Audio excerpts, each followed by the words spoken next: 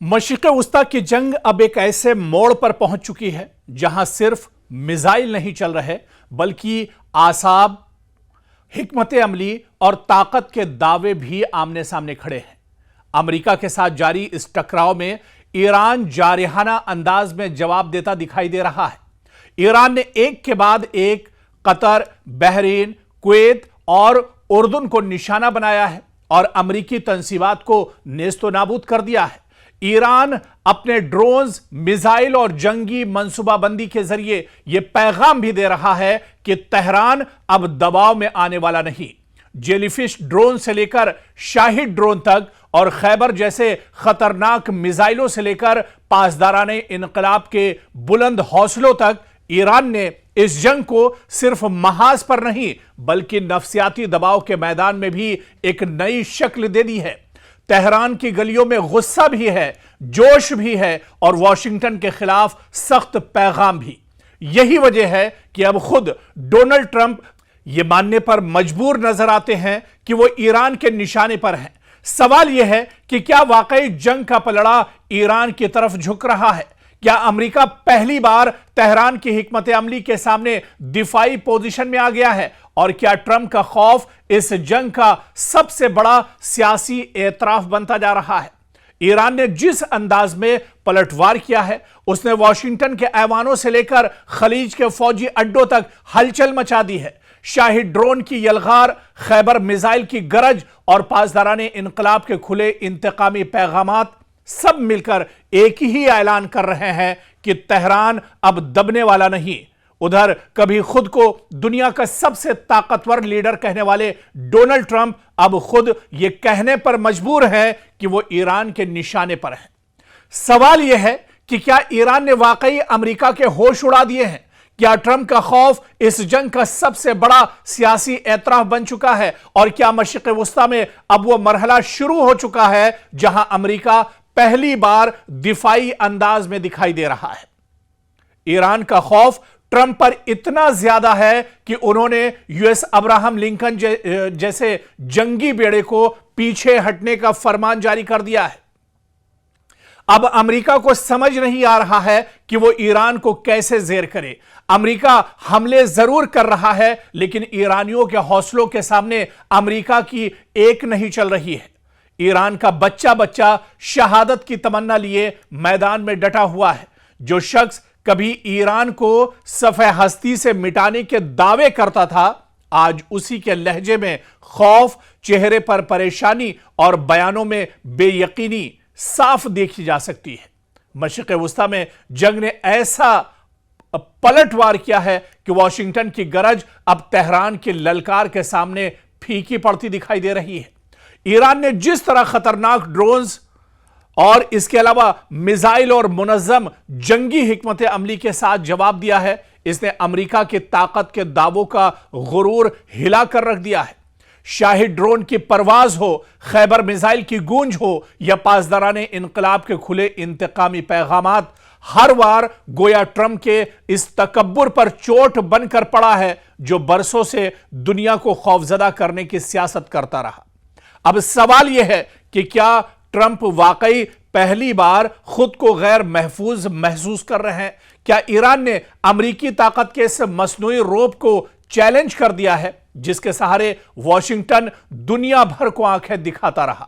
اور کیا یہ جنگ ٹرمپ کے سیاسی قد سے زیادہ ان کے خوف کو بے نقاب کر رہی ہے؟ یہ دراصل ایسے سوال ہیں جو ایک بار سوچنے پر مجبور کر رہے ہیں۔ اس جنگ میں آپ دیکھیے کہ یہ جنگ جب اسرائیل اور امریکہ نے مل کر ایران کے خلاف شروع کی تھی تو دنیا نے یہ نہیں سوچا ہوگا کہ ایران اتنی مضبوطی کے ساتھ دشمن کو جواب دے گا۔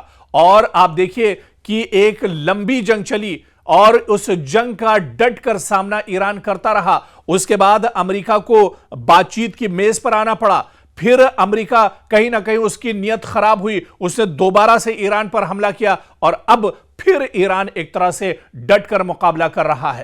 ایک طرف جہاں امریکہ دباؤ بنانے کی کوشش کر رہا ہے لیکن اس سے پہلے ہی ایران اس دباؤ کو ایک طرح سے ختم کرنے کی پالیسی پر کام کر رہا ہے۔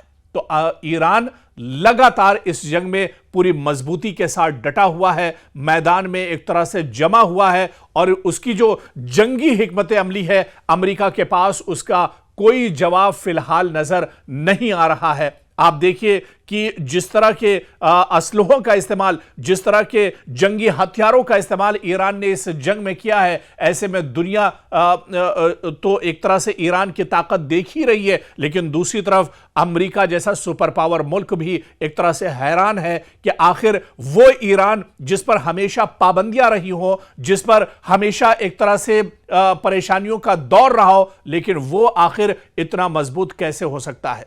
और यही वजह है कि आज दुनिया ये कहने पर मजबूर है कि मशरिक़ वुस्ता का, अब अगर कोई मशरिक़ वुस्ता में सबसे मजबूत ताकत है, अब अगर कोई मशरिक़ वुस्ता का सुपर पावर है, तो वो कोई और नहीं बल्कि सिर्फ और सिर्फ ईरान है। जंग तो जरूर हो रही है, अमेरिका अटैक तो जरूर कर रहा है, लेकिन जो एक तरह से इस जंग में जो नतीजा अमेरिका के हक में होना चाहिए, वो नतीजे दरअसल डोनाल्ड ट्रंप को नहीं मिल रहे हैं। और यही सबसे बड़ी हार इस जंग की अमेरिका की और डोनाल्ड ट्रंप की है। मशरिक़ वुस्ता की जंग अब एक ऐसे मोड़ पर पहुंच चुकी है जहां सिर्फ मिसाइल नहीं चल रहे, बल्कि आसाब, हिकमत अमली और ताकत के दावे भी आमने सामने खड़े हैं। अमेरिका के साथ जारी इस टकराव में ईरान जारहाना अंदाज में जवाब देता दिखाई दे रहा है। ईरान ने एक के बाद एक कतर, बहरीन, कुवैत और उर्दन को निशाना बनाया है और अमेरिकी तंसीबात को नेस्तो नाबूद कर दिया है। ईरान अपने ड्रोन्स, मिसाइल और जंगी मंसूबाबंदी के जरिए यह पैगाम भी दे रहा है कि तेहरान अब दबाव में आने वाला नहीं। जेलीफिश ड्रोन से लेकर शाहिद ड्रोन तक और खैबर जैसे खतरनाक मिसाइलों से लेकर पासदाराने इनकलाब के बुलंद हौसलों तक ईरान ने इस जंग को सिर्फ महाज पर नहीं बल्कि नफसियाती दबाव के मैदान में भी एक नई शक्ल दे दी है। तेहरान की गलियों में गुस्सा भी है, जोश भी है और वॉशिंगटन के खिलाफ सख्त पैगाम भी। यही वजह है कि अब खुद डोनाल्ड ट्रंप यह मानने पर मजबूर नजर आते हैं कि वो ईरान के निशाने पर हैं। सवाल यह है कि क्या वाकई जंग का पलड़ा ईरान की तरफ झुक रहा है? क्या अमेरिका पहली बार तेहरान की हिकमत अमली के सामने दिफाई पोजीशन में आ गया है? और क्या ट्रंप का खौफ इस जंग का सबसे बड़ा सियासी एतराफ बनता जा रहा है? ईरान ने जिस अंदाज में पलटवार किया है, उसने वॉशिंगटन के ऐवानों से लेकर खलीज के फौजी अड्डों तक हलचल मचा दी है। शाहिद ड्रोन की यलगार, खैबर मिसाइल की गरज और पासदाराने इनकलाब के खुले इंतकामी पैगामात सब मिलकर एक ही ऐलान कर रहे हैं कि तेहरान अब दबने वाला नहीं। उधर कभी खुद को दुनिया का सबसे ताकतवर लीडर कहने वाले डोनाल्ड ट्रंप अब खुद यह कहने पर मजबूर है कि वो ईरान के निशाने पर है।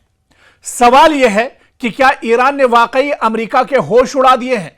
क्या ट्रंप का खौफ इस जंग का सबसे बड़ा सियासी एतराफ बन चुका है? और क्या मशरिक़ वुस्ता में अब वो मरहला शुरू हो चुका है जहां अमेरिका पहली बार दिफाई अंदाज में दिखाई दे रहा है?